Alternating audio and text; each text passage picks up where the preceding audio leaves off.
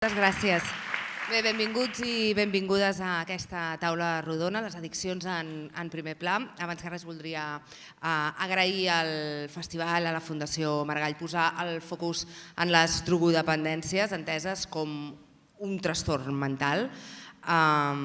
És molt necessari parlar-ne de manera oberta, de manera esperançadora, seriosa també, però sobretot sense victimitzar els qui pateixen o els qui patim dependència, que en aquesta taula en som 3 i no estem tan malament. Centrarem doncs aquesta xerrada en el trastorn per ús de substàncies i també en la seva representació al cinema i a l'audiovisual en general. Acabeu de veure la pel·lícula Desmontando un elefante, on se'ns mostra la realitat d'una dona que pateix dependència a l'alcohol, com viu l'inici del seu procés d'abstinència i la relació que estableix amb la seva filla. A mi m'ha remogut moltíssim la pel·lícula. De fet, ara en parlarem, però aquests tipus de tractament tan, podríem dir, autoritaris que hem viscut jo i l'Oian, per exemple, ja no són tan habituals, es va més cap a un altre lloc, però sembla que no han desaparegut del tot, però ara en parlarem de tot plegat. Si us sembla, passo primer a presentar-vos els nostres estimats ponents. Per una banda tenim en Pep Garrido, que és el guionista de la pel·lícula, també que té una llarguíssima trajectòria en el cinema i en el món audiovisual. En Javier Giner, també director i guionista i també escriptor. Segur que tots coneixeu el llibre Jo Adicto, que va publicar el 2021, centrat en la seva pròpia experiència en l'abús de drogues i on narra també el seu procés de rehabilitació. És un llibre que va tenir moltíssim èxit i que després s'ha convertit en una sèrie igualment exitosa que no para de recollir premis. L'Oian Iturbide, que el tinc aquí al meu costat, ell és biòleg clínic, la seva experiència com a addicte recuperat l'ha enfocat en la creació de Yonky Books, un segell editorial que promou de manera oberta i diversa el debat sobre les drogues i sobre la dependència. I també, deixeu-me dir, que és un dels millors divulgadors científics que tenim sobre el trastorn per ús de substàncies. I no riguis, Oian, que saps que és veritat. I després tenim com a psicòloga clínica experta en el trastorn de substàncies, la Montserrat, la Montse Contel Guillamón, que té més de 30 anys d'experiència en l'àmbit de les drogodependències. Dit això, si us sembla, abans que res voldria cedir la paraula al Pep Garrido perquè ens expliqui d'on surt la idea d'aquesta pel·lícula, d'explicar la història d'aquesta dona addicta amb dependència a l'alcohol, meravellosament interpretada per la Emma Suárez. Pep, quan vulguis. Gràcies i gràcies a totes per ser aquí i clar, és un privilegi i un honor estar en aquesta taula. Primer de tot, que no se m'oblidi, us envio una abraçada molt forta de part de l'Aitor, que és el coguionista de la pel·li i director, i que ell habitualment el seu ofici és, a part de director i de guionista, és director de fotografia. I ara està fent una pel·li a València i no li ha sigut possible venir. Us envia una abraçada molt forta i li fa molta il·lusió que la pel·li s'hagi pogut veure aquí i aquesta taula rodona. I ell és l'origen de tot això, l'Aitor és l'origen de tot això. Fa més de 12 anys. Fa més de 12 anys ell, diguem, a la seva família i va viure una experiència de son pare, que era alcohòlic, era addicte i va passar per un tractament de desintoxicació i ell em va voler fer primer un curtmetratge. Aleshores, aquell curtmetratge es deia Morir cada dia i durant molt de temps, durant moltes versions de guió, era la primera de les seqüències d'aquesta pel·li. I és un curtmetratge que se situa, diguem, per entendre'ns, vaig ràpid amb això, però jo crec que es pot trobar, diguem, online. Morir cada dia es diu. Es situen en l'últim moment d'aquesta addicció, quan encara no ha començat el tractament i on aquesta filla, que és la Blanca, és l'única d'aquesta família, diguem, que està intentant parlar de la qüestió i empènyer la família cap a aquest tractament i on tant el pare com la germana estan en negació i és un curtmetratge bàsicament sobre això. Arrel d'això va aparèixer, ell tenia el desig de convertir això en un llargmetratge. I aquí és on va contactar amb mi, on ens vam conèixer fa una pila d'anys i on arrenquem a escriure la pel·li, i com que era una pel·li que al principi ella em va dir, igual després si hi ha, tot i que la taula rodona no és de la pel·li, si hi ha alguna qüestió concreta de la pel·lícula segur que en podem parlar. És una pel·lícula que al principi ell tenia ganes de fer-la només amb 10 seqüències. Després això amb el temps van evolucionant, però el repte era explicar tot això amb 10 seqüències que corresponguessin a 10 moments de la vida d'aquestes famílies. I en aquell moment jo també havia tingut experiències properes amb addiccions i amb tractaments, i ens hi vam fotre pensant que seria prou fàcil d'escriure i prou fàcil de produir. Semblava tot molt fàcil. I vam trigar 12 anys i una mica més. I això sempre ho dic, l'editor és molt tossut, a part de molt sensible, i a part és una pel·lícula que tenia un desig molt profund de fer-la i era una pel·lícula molt important per nosaltres de fer. Però en molts moments d'aquests 12 anys aquesta pel·lícula semblava que no la faríem mai. I si no fos perquè ell té aquesta persistència i ell ha anat insistint i ha anat apretant perquè anéssim escrivint noves versions del guió, doncs no ho haguéssim fet. I al final, aquesta és una mica la història de la pel·li. Quina sensació heu tingut els altres ponents a l'hora de veure la pel·lícula? No sé si us ha remogut, com a mi, si m'ho voleu explicar. Oian... Empiezo yo. Hola, muchísimas gracias, Flora, y a toda la gente que ha venido hoy.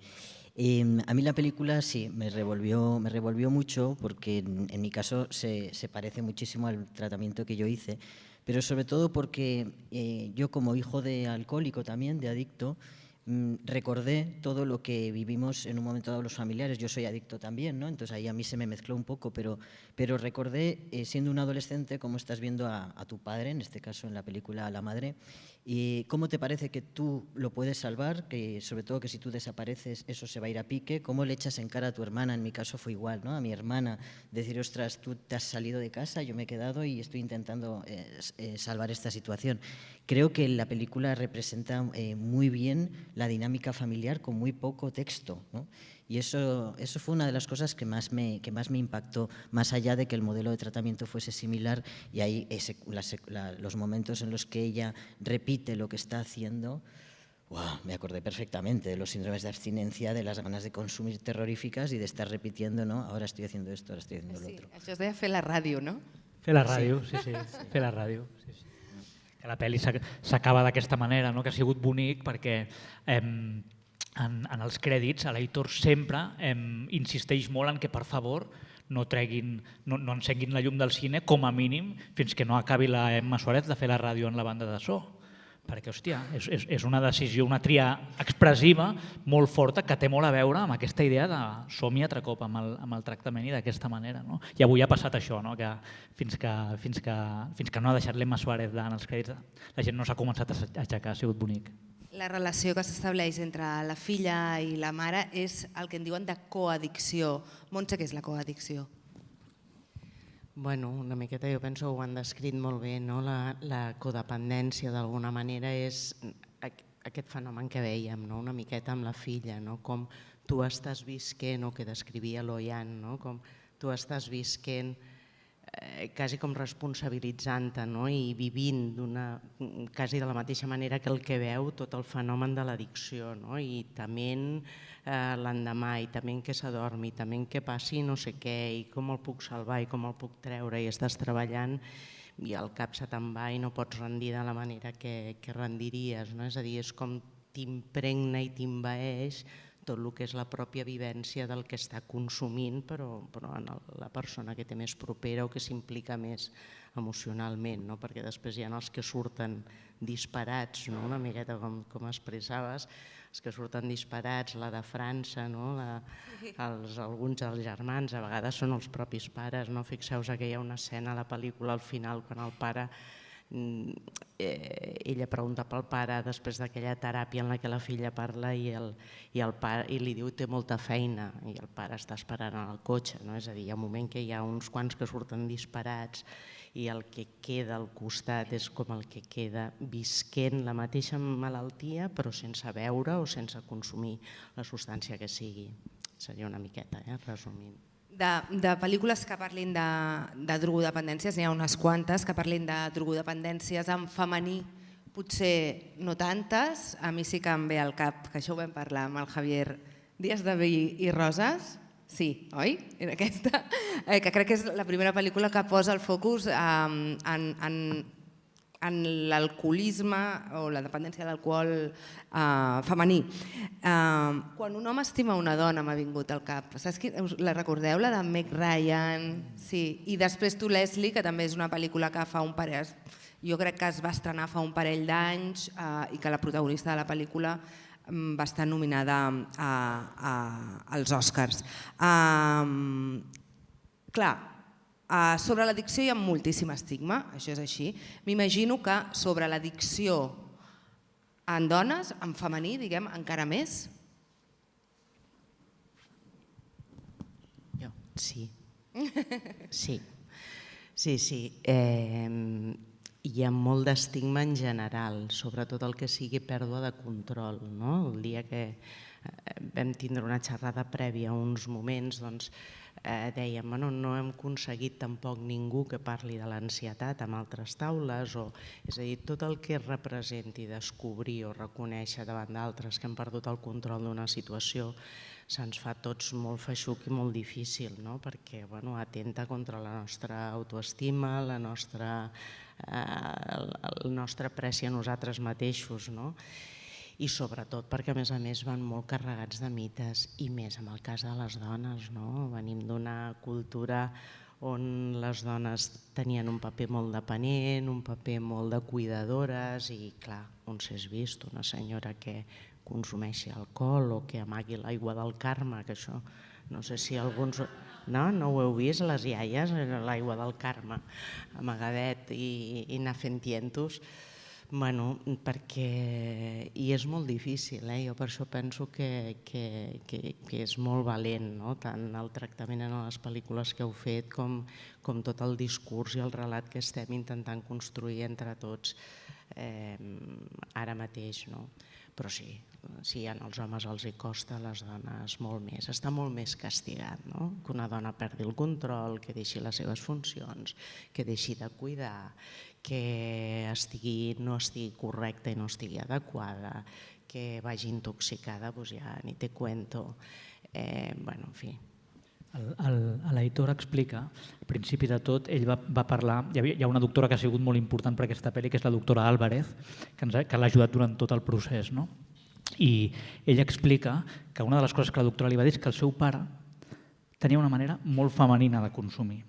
Li va dir això un dia en una de les teràpies, en el sentit que amagava begudes per casa, en el sentit que era un consumidor molt funcional, va arribar molt tard, molt gran ja al tractament perquè podia viure i fer una vida normal sense ser especialment disruptiu, etc.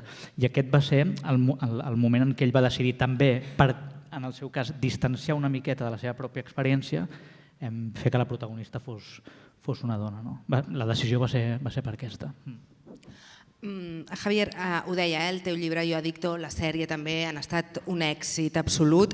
Com diries que el cinema o la televisió pot ajudar a donar a conèixer el trastorn per ús de substàncies i afavorir la desestigmatització? Bueno, yo creo que llevándolo un poco a términos más generales, al final, cuando no existen espacios como este o no existe un interés social en conocer otras realidades, el audiovisual puede mostrarlas bajo la capa del entretenimiento, puede mostrarlas de mil maneras distintas y tiene la suficiente profundidad como para contar historias que acerquen esas realidades y que también las expliquen desde dentro. El audiovisual tiene un poder muy muy potente que muchas veces a los que lo hacemos se nos olvida, y es el poder de identificarnos con lo que está ocurriendo en la pantalla, ¿no? Y de poder decir, eso que estoy viendo en la pantalla soy yo, o lo que está sintiendo ese personaje en la pantalla es lo que yo siento, ¿no? Y muchas veces cuando te identificas con eso también aprendes a ponerle nombre y aprendes de alguna manera a examinar tu vida de acuerdo a, quiero decir, todos hemos aprendido a querer con una pantalla, todos hemos aprendido a navegar en la sociedad con una pantalla, ¿no? Claro, todo lo que tiene que ver con trastornos de enfermedades mentales, o trastornos de adicción, o trastornos de conducta alimentaria, vivimos en una sociedad del titular, infoxicados, donde realmente tampoco tenemos mucho tiempo de conocer en profundidad qué es lo que ocurre, ¿no? Entonces, el alcohólico es el señor que vemos cruzando la calle Florida Blanca arrastrando un carrito lleno de botellas, o el toxicómano es el que se chuta heroína, ¿no? Y yo siempre digo, eso es una forma de toxicomanía, pero hay 1000 maneras más, ¿no? Y entonces, si tú unes los titulares con la desinformación, lo que provoca todo eso es estigmatización absoluta, ¿no? Y luego también, desde el punto de vista profesional, muchos riesgos en la detección, ¿no? O sea, porque incluso varias personas que estamos aquí sentadas, que éramos adictos, nosotros mismos no nos considerábamos tales, porque yo no cumplía esa imagen de lo que es un alcohólico, ¿no? Entonces creo que el audiovisual, como muchas otras experiencias también, lo que puede hacer es ayudar a explicar las cosas desde dentro y a explicarlas bien y con profundidad. Y hay una cosa muy poderosa, lo que decía antes de la identificación, no solo es la identificación racional, sino que además es la identificación emocional, ¿no? Porque, y esto Pep lo va a entender perfectamente porque es guionista, o sea, no solo es lo que cuentas, sino también lo que haces sentir a las persones quan estan viendo lo que cuentes, no? Sí, a mi em fa l'efecte que a vegades descobrir que un té un problema de dependència amb una substància, a vegades és com una revelació. És veure una pel·lícula o llegir un llibre o veure una entrevista amb la que tu de cop, no sé per què, segurament a nivell emocional t'hi sents identificat, llavors és quan te n'adones, hòstia, potser sí que tinc un problema, no? Per això sí que crec que els relats vivencials són molt necessaris. Això l'Oian ho sap molt bé perquè justament en la seva editorial Yonky Books n'has publicat uns quants de relats vivencials. Sí, pero yo creo que tenemos un tema pendiente importante. O sea, nosotros estamos poniendo el foco en la experiencia individual y parece que todo el fenómeno se produce en un contexto individual por una serie de decisiones o por una serie de circunstancias familiares. Pero el problema de la adicción es un problema estructural y en ese sentido yo creo que todavía tenemos pendiente ser capaces de transmitir en la ficción cuestiones como hizo The Wire, por ejemplo, la serie, ¿no?, que habló del fracaso del sistema, el sistema político, social y económico que hay en torno a la adicción, ¿no? Creo que, además, en la cultura occidental tenemos un ejemplo con el alcohol maravilloso para poder representar esto. Porque parte del estigma, me parece a mí, que hay que derribarlo precisamente poniendo el foco de una manera más general, ¿no?, dejando de mirar tanto el individuo. Entonces, por un lado, yo creo que el testimonio personal es muy importante para generar esa empatía, ¿no? Nos pasa con todo, nos pasa con cualquier fenómeno desconocido o realidad desconocida, nos pasa con la inmigración, con circunstancias vitales de gente que está muy lejos de nosotros. Los vemos su historia y empatizamos inmediatamente y comprendemos. Con la adicción pasa esto, pero no podemos quedarnos ahí, no podemos quedarnos en la experiencia de una persona migrante que está sufriendo, tenemos que ver todo el contexto que hay detrás, ¿no? Y yo con la adicción tengo un poco esa dificultad con la adicción, no con la divulgación. Yo me he basado, durante estos años he hecho mucho trabajo testimonial con personas que han vivido esa experiencia, pero creo que hay que ampliar mucho el foco todavía. Volia preguntar-vos també si creieu que el cinema o l'audiovisual o els mitjans de comunicació poden actuar com com a prevenció també. Poso un exemple. Per exemple, quan jo era petita o jove, a les sèries de TV3, posem per cas, les del migdia, la gent sortia fumant. I ara ja no. Funciona això o no? O sigui, jo diria que en molts sentits, clar, l'audiovisual i en general la cultura crea imaginaris i imaginaris simbòlics i ajuda a normalitzar de manera no explícita, tot sovint, sinó implícita, maneres de ser models, maneres de relacionar-se, maneres d'estimar-se.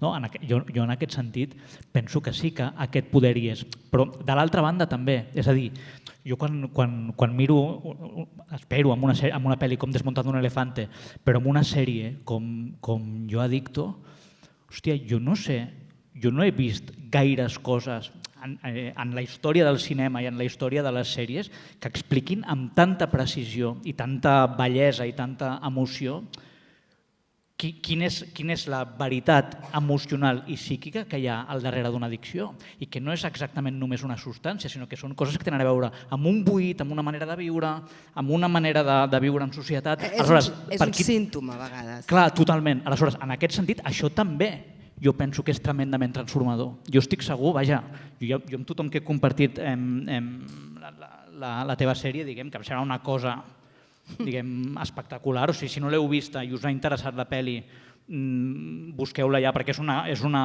obra realment molt important. Jo sento que és molt important. Tothom que ha vist aquesta sèrie i que jo n'he pogut parlar, surt radicalment transformat i aprenent un munt de coses, no només sobre tractaments d'addiccions, de dependències, sinó aprenent un munt de coses sobre què hi passa en l'interior d'una persona addicta.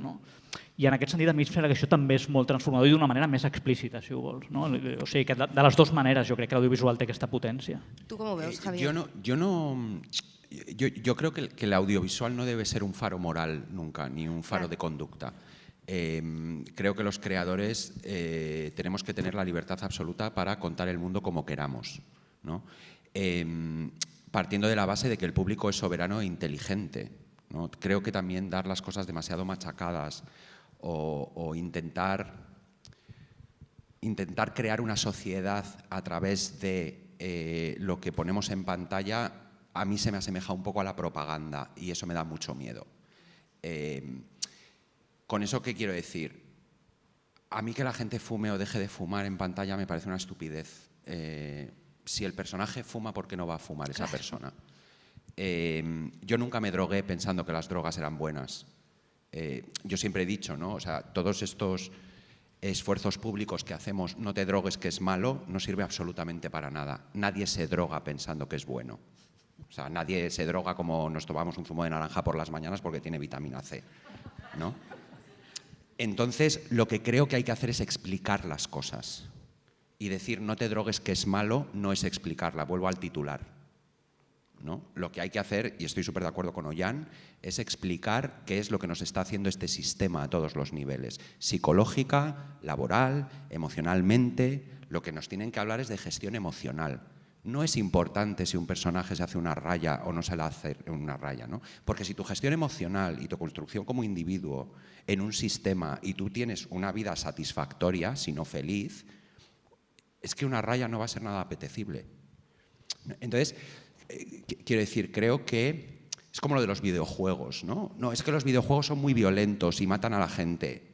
Ya, bueno, coño, ¿y la legalización de tener armas en casa? ¿Por qué estamos señalando? Siempre estamos como señalando a la luna, ¿no? No, es que el problema está en la película, porque es que allí se drogaban y no sé qué y tal, y entonces...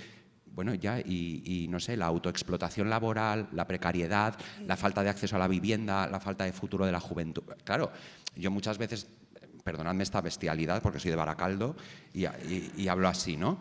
Claro, yo muchas veces veo la situación actual en la que están viviendo nuestros jóvenes hoy en día con 21 años y pienso, ¿pero cómo no se van a drogar? Si no hay quien aguante esta realidad, ¿no?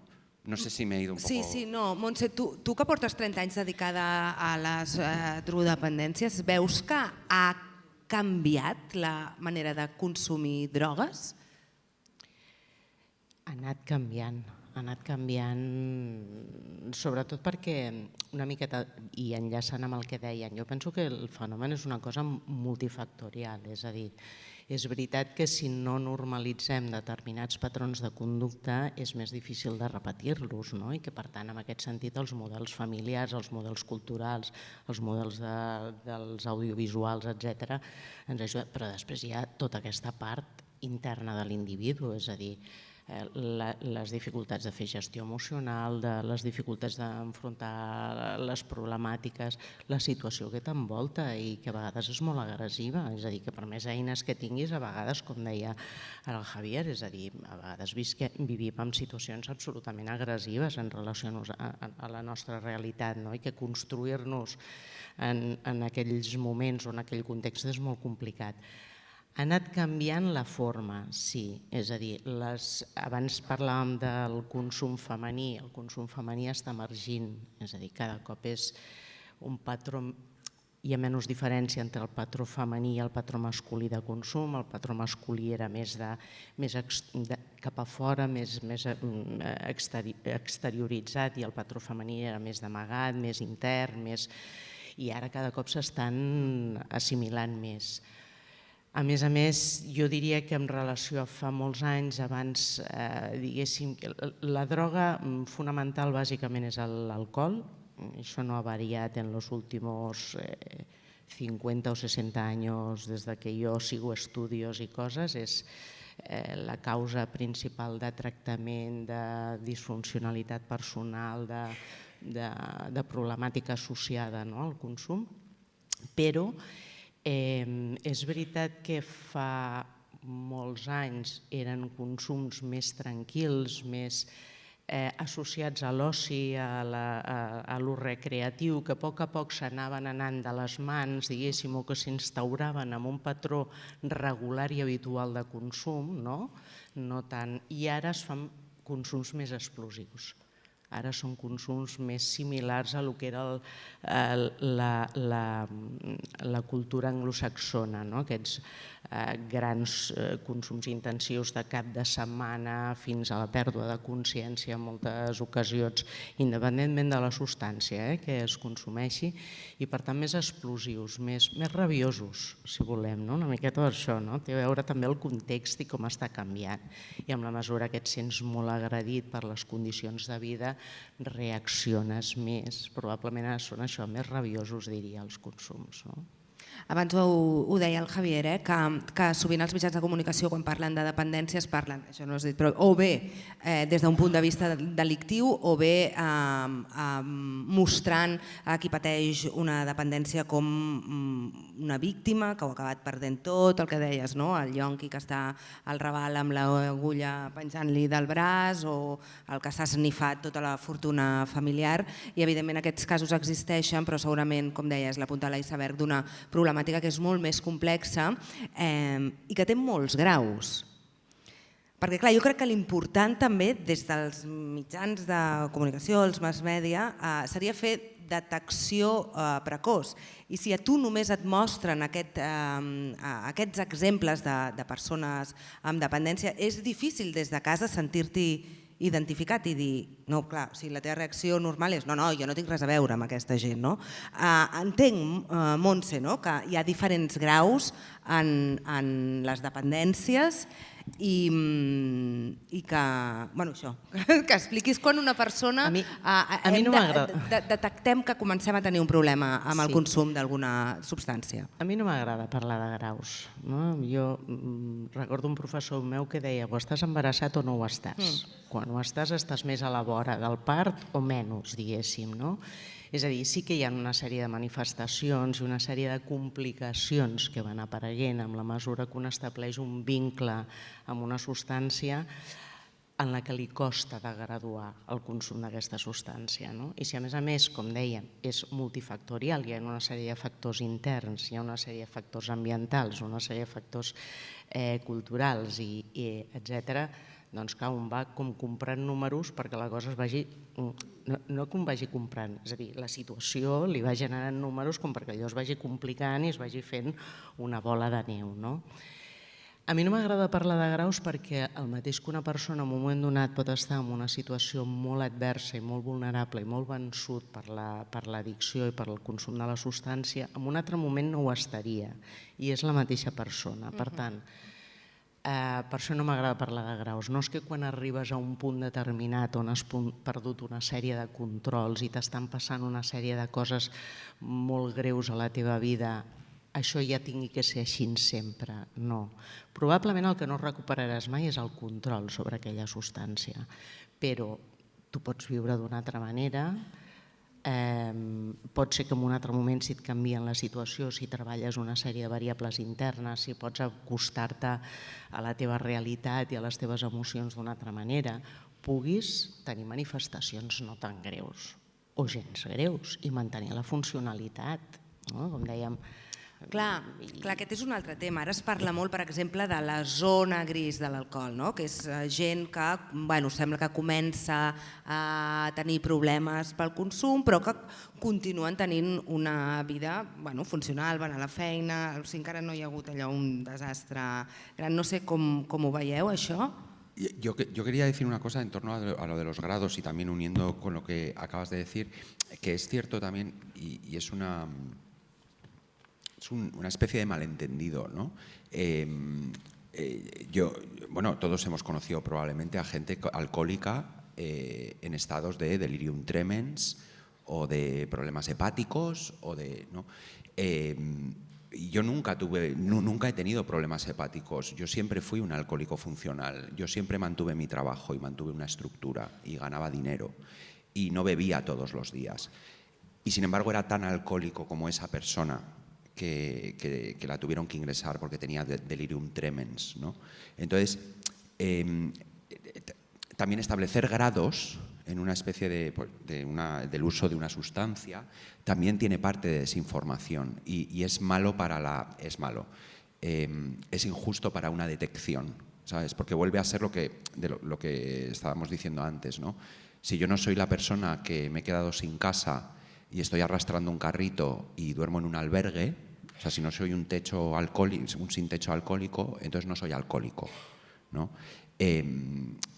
Para mí en el momento, una forma muy simple de identificarlo es cuando hay algo que tú sientes como que es más grande que tú, que siempre tienes que recurrir a eso, ¿no? Cuando no puedes parar de recurrir a X, aun sabiendo que te está produciendo daño y que te está produciendo consecuencias negativas en tu vida y aún así sigues haciéndolo, para mí ese es un buen momento para decir, aquí hay un problema. És que les conseqüències negatives de l'alcohol a vegades són molt subtils. En el meu cas també, com deies tu, o sigui, ni bevia cada dia, ni havia anat mai borratxa a la feina, ni bevia més que les meves amigues i el meu marit. Tenia unes analítiques perfectes. Ningú mai m'havia dit que jo tenia un problema amb l'alcohol, tot i anar als psicòlegs i als psiquiatres buscant quina era la causa del meu malestar, però jo quan intento explicar com va afectar-me, com va començar a afectar-me l'alcohol, és com que de cop i volta vas perdent la capacitat de gaudi d'altres coses que abans et feien sentir feliç. I al final només estàs bé si tens una copa a la mà. Per això crec també que el tema de la zona gris, aquesta de l'addicte funcional, que ara és com, no, jo soc això, tinc un problema però soc funcional, que és com que tothom s'hi està enganxant. Potser és una trampa, no sé com ho veus, com deia ell, de que no hi ha graus aquí. Yo creo que los grados, o si lo quieres llamar los niveles de, no sé cómo decirte, de problemática, ¿no?, que se están dando en esa persona, se tienen que tener en cuenta a la hora de abordar el proceso de recuperación, no tanto el diagnóstico. Creo que el diagnóstico es así, o estás embarazada o no estás embarazada, ¿no? Y hace unas semanas salió un artículo en una revista muy prestigiosa inglesa que decía que no se está detectando en atención primaria, ¿no? Hablaban de Inglaterra o de Reino Unido, pero yo estuve viendo un poco qué estaba pasando en España y está pasando exactamente lo mismo. La detección es muy pequeña, aun habiendo protocolos muy claros en los centros de salud, ¿no? Y tú decías, a mí los marcadores, ¿no?, de hepáticos no me hubiesen salido altos, ¿no? A mí sí, pero Es verdad que hay casos en los que no, pero hay... Amenazas perfectas. Claro, pero hay otros tipos de test que precisamente tratan de evaluar esa falta, esa anedonia, ¿no? Esa falta de capacidad de disfrute, esa ansiedad, toda esa dificultad. Pero yo creo que es que poniendo un poco más de foco, o sea, a mí me parece muy guay que en los medios de comunicación estén hablando tanto de la zona gris, nos guste más o menos eso de la zona gris, pero creo que está muy bien porque vamos a ir apretando, presionando para que la detección sea más temprana y en el momento que sea más temprana, pues el abordaje también será más efectivo. Pero fíjate, un poco uniendo a lo que Ollán decía, claro, ¿cómo vas a detectar un alcoholismo incipiente en un país como este que es profundamente alcohólico? No, lo digo, o sea, lo digo 200% en serio, ¿eh? O sea, ¿cuánto llevamos? 2 meses o algo así, que yo no hago más que ver noticias de, bueno, los jóvenes han decidido dejar de beber y tal, no sé qué, y es como la gran noticia, los jóvenes como si fuese, no sé cómo decirte, que los jóvenes están yéndose a Marte, ¿sabes? Entonces, eso ya pero eso te marca el contexto en el que estamos viviendo, ¿no? Entonces, claro, todos hemos crecido con 2 copas de vino al día es bueno para la salud, para el corazón, para no sé qué, para no sé cuántos. Entonces, claro, ¿cómo vas a detectar un consumo problemático si el 70% de personas hoy en día tienen un consumo problemático con la sustancia? No? O sea, clar, és que el complicat és que això de les dependències no va ni de quantitats ni de freqüències, que tu pots veure només els caps de setmana, per exemple, i ja tenir un problema amb l'alcohol i durant la resta de la setmana doncs això, cursar amb ansietat, amb depressió, amb neure, no acabar els propòsits, amb malentesos en relacions tòxiques, i això és difícil veure que té a veure amb aquell consum que tu estàs fent abusiu al cap de setmana. Claro, pero es lo que decía Ollán, pero eso ya no, o sea, ya no solo tiene que ver contigo y con qué consumes, cómo lo consumes, sino también, y uniendo un poco a Ollán con Montse, ¿no? O sea, también todo el contexto. Y si en ese contexto hablamos de un país, o sea, las tradiciones, las liturgias, las celebraciones, las maneras de consumir que exceden a la persona. Estamos hablando de un ámbito sociocultural, ¿no? Entonces, bueno, es que es difícil de... Sí, es difícil de identificar. En les pel·lis... perdona. No, anava a dir que estem en un país on hi ha gairebé més bars que esglésies, i esglésies n'hi ha moltes. Bueno, jo me'n recordo quan vaig començar a treballar, justament amb alcohol.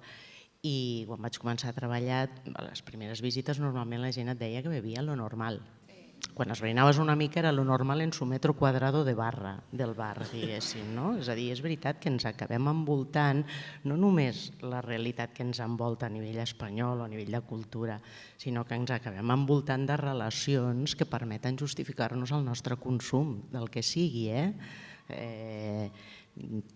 de llibres, de literatura o d'alcohol o de cocaïna, diguéssim, no? És a dir, en aquest sentit sí que és veritat que bueno, això és molt de tenir en compte. Per això dèiem que és molt multifactorial, però és veritat que la cultura i l'entorn i els costums fan que s'emmascari molt, i molt amb l'alcohol, no tant amb altres substàncies, perquè altres substàncies has d'anar-les a buscar en un puesto normalment fora del bar, bueno, a vegades dentro del bar, però vull dir que has d'anar a un puesto especial a buscar-les i ets conscient que estàs consumint una cosa que no consumeixen tothom, que no consumeixen els altres, però l'alcohol, que tu vecino, tu primo, tu el otro, les fiestes de guardar i el metro cuadrado de la barra del bar fa el mateix ús que tu, passen molt de temps desapercebuts. O sea, de hecho, si tú, por hacer el juego hipotético, ¿no? Si tú cambias la sustancia, cambias el alcohol tan socialmente aceptado, ¿no? Imagínate que en vez de hablar de alcohol, hablásemos de fumar heroína,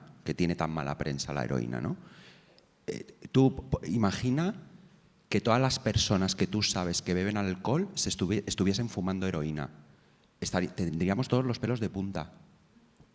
Bueno, és que també hi ha com una visió etnocèntrica, no?, amb això de les drogues, que les drogues són el que fan els altres, saps? El que es pren cat no sé on, o el que es pren, saps? Vull dir, la nostra no la considerem una droga, no? L'alcohol és com, no, bueno, forma part de la nostra cultura, no? De totes maneres, jo sí que això ho sap l'Ollán perquè té les xifres, l'alcohol sí que s'ha reduït, el seu consum, això és cert, no? Ay, perdona, Pep. No. Yo solo iba a decir que en la secuencia de la Nochebuena o en el capítulo de la familia de Yo Adicto, esto es clarísimo, ¿no? Que incluso gente que está transitando por un tratamiento y tal, las familias son absolutamente incapaces de dejar de beber y de, bueno, si no ponemos alcohol ya no hay ningún problema, ¿no? Tal, o incluso viviendo un tratamiento, pues no pasa nada, yo bebo porque el problema no es mío, ¿no? Aitor siempre cuenta que Emma Suárez, cuando empezó los ensayos de esta peli, lo primero que preguntó es, hostia, ¿pero este personaje por qué bebe?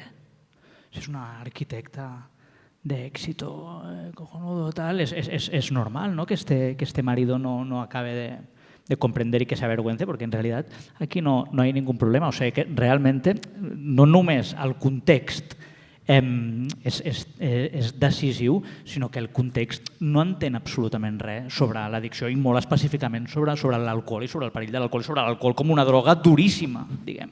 Mira, però segurament, cotilleo... Javier, totes les cultures tenen una droga en el seu centre, no? En el nostre cas és l'alcohol, si te'n vas al nord d'Àfrica és el cannabis, si te'n vas a, no sé, a l'Amazònia doncs és un altre. Vull dir que ens drogarem sempre com a humans, no? Sí, nos drogaremos siempre porque es la única manera de soportar la dureza de la vida. La qüestió és fer-ho amb ordre, no? Que això és el que no hem sabut fer nosaltres. Bueno, i perquè, a veure, jo sempre dic que tenen una part gratificant o satisfactòria. És que si no, no ens drogaríem, eh? Claro, vull dir, tontos no somos. I llavors totes les cultures s'organitzen amb el que tenen més a propet, amb el que poden plantar, el que poden cultivar, el que poden... Sigui un cactus a no sé on o sigui el raïm aquí, no? Tontos no som, ens estimula els circuits neuronals de recompensa i això agrada. Després una altra cosa és que hi ha l'altra part, la part que ja no agrada, que ja va molt associada a patiment, però clar. Yo recuerdo que tenía un terapeuta en la clínica que nos decía la putada de las drogas es que cuando empiezas a consumirlas te dan lo que quieres. És de les poques coses que saps l'efecte immediat que sentiràs. Lluitar contra això... I que a més tenen dos efectes. Uno és el gratificante i l'altre és l'evitador. És a dir, és molt potent l'efecte de condicionar o com condicionar la conducta a un efecte satisfactori, però és encara més potent com condicionar la conducta el fet de poder evitar dolor, poder evitar patiment, poder evitar vergonya, poder evitar inhibició social, poder evitar una sèrie de coses, i això se queda impregnado d'una forma, és a dir, que tenen doble carga de profunditat. Javier, et va costar molt explicar la teva història? En algun moment, no sé si vas dubtar quan et van fer la proposta, vas sentir por o vergonya en algun moment del procés o no? O sea, no y sí. No me costó porque lo hice como en una especie... Yo escribí el libro en pandemia, que yo creo que todos estábamos viviendo en una especie de irrealidad donde se había difuminado un poco, no sé, el sistema social, por así decirlo, ¿no? Entonces, realmente el libro lo escribo en un ambiente muy íntimo, yo conmigo, y el vértigo lo sentí la primera vez que tuve las galeradas en las manos, que un poco dije... ¿Qué cojones has hecho? Va en serio esto, ¿no? ¿Qué cojones has hecho? Esto lo va a leer cualquiera que pase por un tal. Y ahí sí que me dio un poco de vértigo, pero bueno, ya es que ya estaba todo en marcha y ya no... Entonces, bueno, y luego ya con la serie ya no, porque ya había vivido todo lo del libro. La serie ha tenido sus retos y sus dolores, tal, pero no tanto por la exposición, porque, o sea... Es que realmente, fíjate, una de las cosas que me daba miedo a la hora de publicar el libro era que todas las cosas que yo contase dentro de él, en esta sociedad como tan agresiva, tan de Twitter y tan de zasca y latigazo y tal, que se pudiese utilizar como mi dolor en algún momento como un arma arrojadiza contra mí, ¿no? O ciertas cosas que cuento en ese libro de las cuales no estoy especialmente orgulloso tampoco, ¿no? Pero debo decir que desde no ha ocurrido. no ha ocurrido ningún... Al contrario, o sea, todo lo que he recibido ha sido mucho cariño, mucho apoyo, mucho cuidado. Y sí me ha sorprendido a mí mismo, y eso sí debo decirlo, o sea, siento que había mucha necesidad que seguro que os ha pasado también a vosotros con la peli. Se siente mucha necesidad, la gente tiene mucha necesidad de escuchar historias que le representan. O sea, yo no era consciente de que era tal tabú, porque al final forma parte de mi vida y es mi realidad, ¿no? Entonces, pero todas las personas pues eso, ¿no? Que te escriben, que te paran por la calle, que te dicen gracias, me sentía muy solo, me he visto en la pantalla, tal, de repente las dimensiones que probablemente tú como profesional ves a diario son muchísimo más grandes de las que yo pensaba, sí.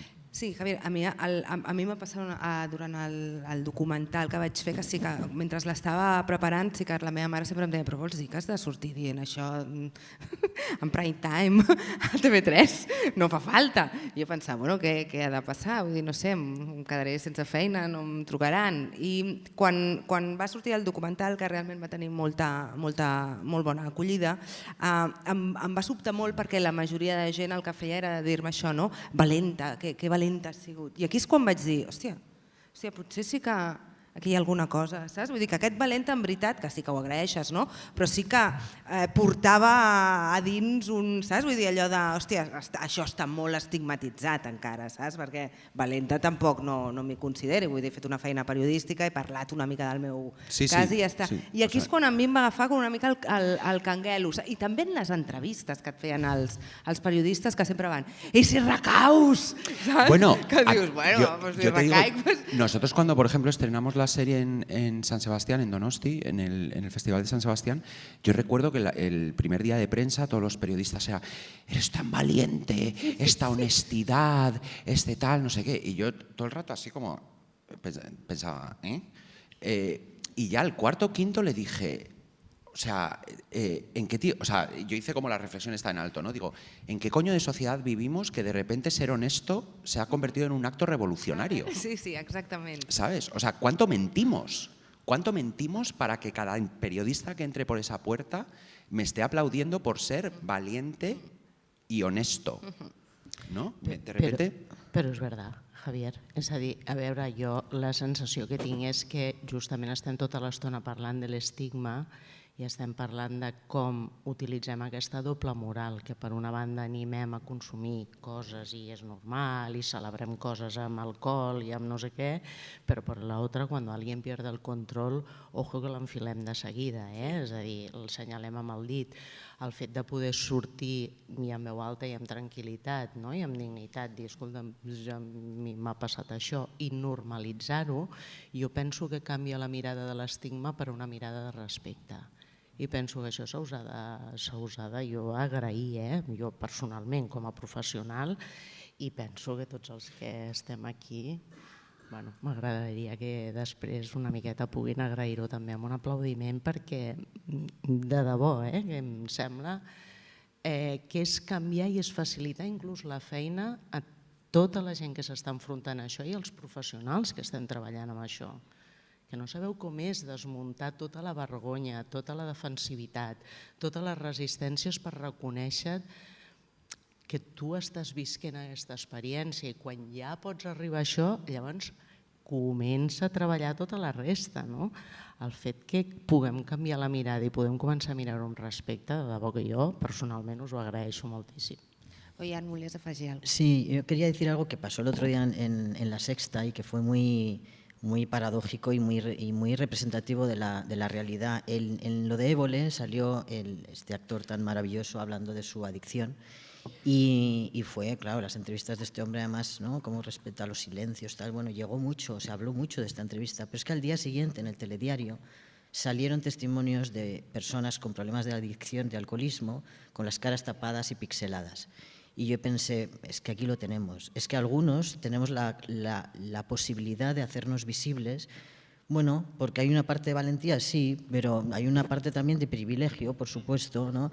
Que de repente ves a personas que quizás serían igual de valientes, pero que se están cubriendo la cara porque no se pueden arriesgar a que en su trabajo el jefe de turno o la jefa de turno les diga, hostia, o los compañeros, ¿no? Hostia, mira, este tío, pues si falta dinero en la caja ya sabemos quién es, ¿no? Entonces, yo creo que, o sea, para mí es como muy importante empezar a dar espacio a esa parte de la adicción, ¿no? Perfecte. Ens queda molt poc temps. No sé si tenim temps per algunes preguntes del públic, si algú... Aquí hi ha una... Yo quería, sobre lo que has empezado a explicar de Emma Suárez, yo también trabajo de actriz y entonces la entiendo perfectamente que dijera ¿por qué bebe esta señora?, ¿no? Y creo que no lo has explicado, no sé si es que... ¿El qué, perdona? ¿Por qué bebía? O sea, cuando Emma Suárez le preguntó, mi personaje, ¿por qué bebe? Lo bonito de la anécdota es que Aitor no supo qué contestarle, porque efectivamente Aitor llevábamos mucho tiempo en tratamientos de familia, tratamientos individuales, en fin, haciendo casi un trabajo documental sobre esto.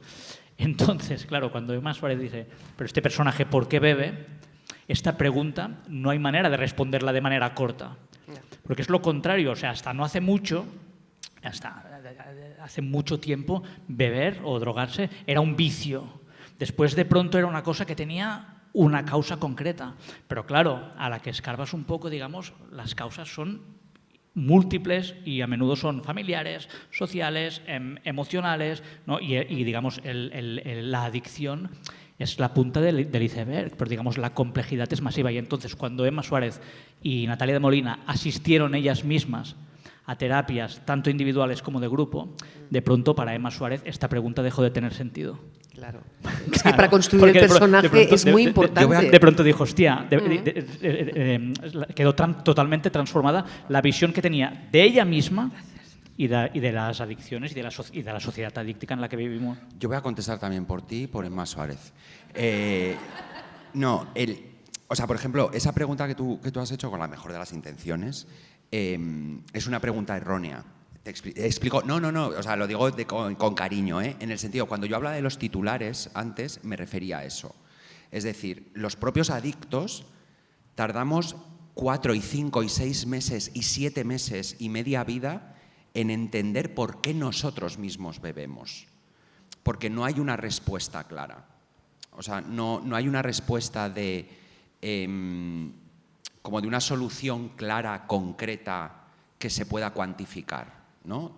No lo sé cómo decirte. Emma Suárez bebe porque le abandonó su madre a los 10 años. No.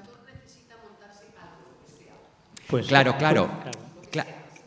pero todas esas razones, o sea, es lo que decía ella, ¿no? Es una cosa multifactorial que le ataca a la persona como desde muchos sitios, ¿no? O sea, desde creencias irracionales tuyas, complejos, la forma en la que te han educado, la sociedad en la que vives, la precariedad de tu trabajo, bla, bla, bla, bla, bla, bla, ¿no? Entonces, quiero decir, porque a mí, por ejemplo, esa pregunta me la han hecho en entrevistas, me han hecho, bueno, y entonces, ¿tú por qué te drogabas y por qué bebías?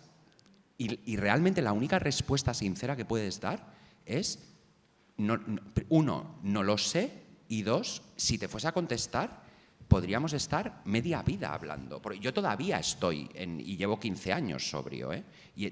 Porque al final, la razón también es el viaje de autoconocimiento de uno mismo, ¿no? O sea, me estoy poniendo muy filosófica, ¿eh? Pero muchas veces nosotros tampoco somos conscientes de por qué hacemos las cosas. De hecho, ligando con lo que has dicho antes de tratar de que las pelis sobre todo no sean panfletos, que nos hagan conectar desde muchos lugares, pero en ningún caso nos den lecciones de moral, esto para nosotros era muy importante. O sea, esta peli nosotros no la hicimos en ningún caso para dar ninguna respuesta a nadie. Y de hecho es una peli que igual, si peca de algo, es de que deja muchísimos espacios vacíos.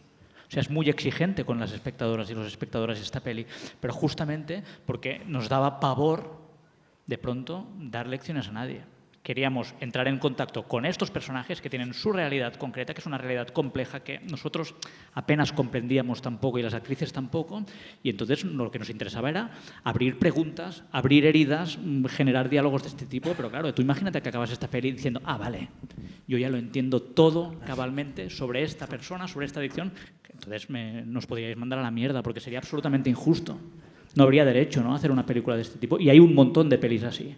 Pues son pelis que no tienen nada que ver con la realidad profunda de las adicciones, ¿no? A mí, por ejemplo, también por añadir, por ejemplo, fíjate, hay un personaje en la serie que la interpreta Vicky Luengo, que es heroinómana, es una heroinómana, y ella, o sea, hay un momento, por si no la habéis visto no hago spoilers y tal, que ella se presenta en una casa, o sea, se escapa del centro, se presenta en una casa, tal, no sé cuántos, y Vicky me preguntaba, Javi, ¿pero qué le pasa? ¿Qué le pasa? Y yo a Vicky le dije, yo sé lo que le pasa, pero no te lo voy a decir. Pero ¿y por qué no me lo dices, Javi? Y le digo, porque lo que quiero es que tú como Vicky, no como el personaje, tú como Vicky entiendas que sea lo que sea en esa casa, está tu salvación. Entonces, tú como Vicky Luengo, encuentra lo que haya dentro de tu vida y dentro de tu ser para que en esa casa esté esa salvación. Pero claro, yo no le di las respuestas de esto tal, porque tú no sé, tal, o sea, sino que lo que hice fue como de alguna manera interiorizar eso, ¿no? Y cuando tú ves ese plano de Vicky corriendo hacia allí, le va la vida en ello.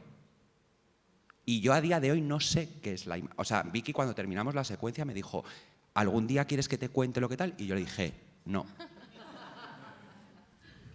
Porque al final las razones... Ahí está. Crec que tenim una Hola, pregunta més. buenas tardes. Bueno, lo primero es agradeceros la mesa redonda, la verdad es que me ha parecido muy interesante.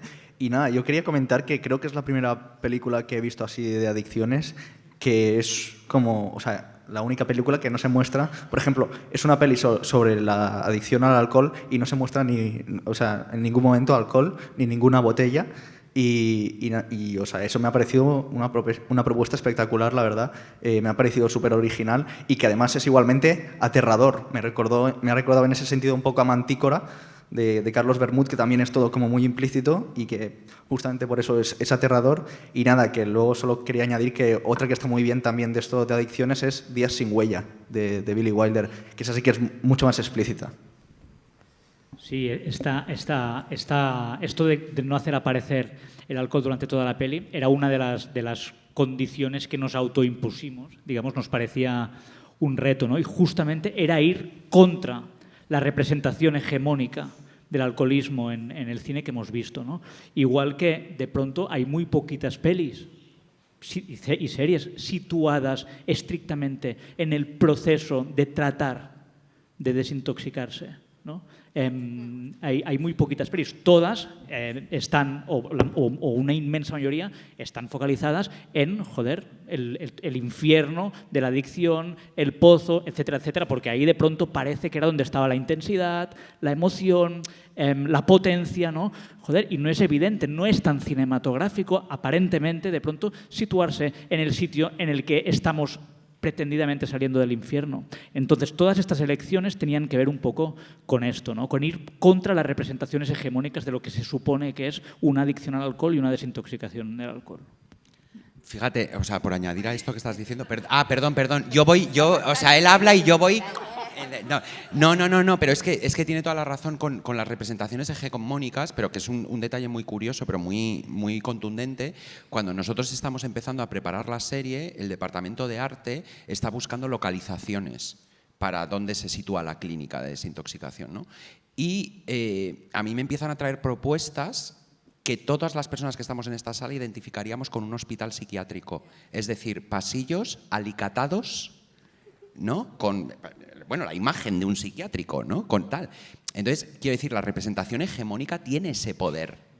Que personas que trabajan en el audiovisual, que digamos que tienen un nivel cultural alto, o sea, estamos hablando de directores de arte, de tal, su representación, sin yo decir nada, de un centro de desintoxicación contemporáneo, sería el hospital de Alguien voló sobre el nido del cuco. ¿No? Entonces, salto ahí contigo porque me parece también muy importante justamente el desmontar esas representaciones hegemónicas, ¿no? Ara sí. Bueno, si algú té algú al pub que necessita dir sí o sí, ara és el moment, o mai. Oian, voleu fer un tancament així molt ràpid o ja esteu a gust? Bé? Deixem aquí? Perfecte. Bueno, moltíssimes gràcies, Montserrat, Oian, Javier, Pep.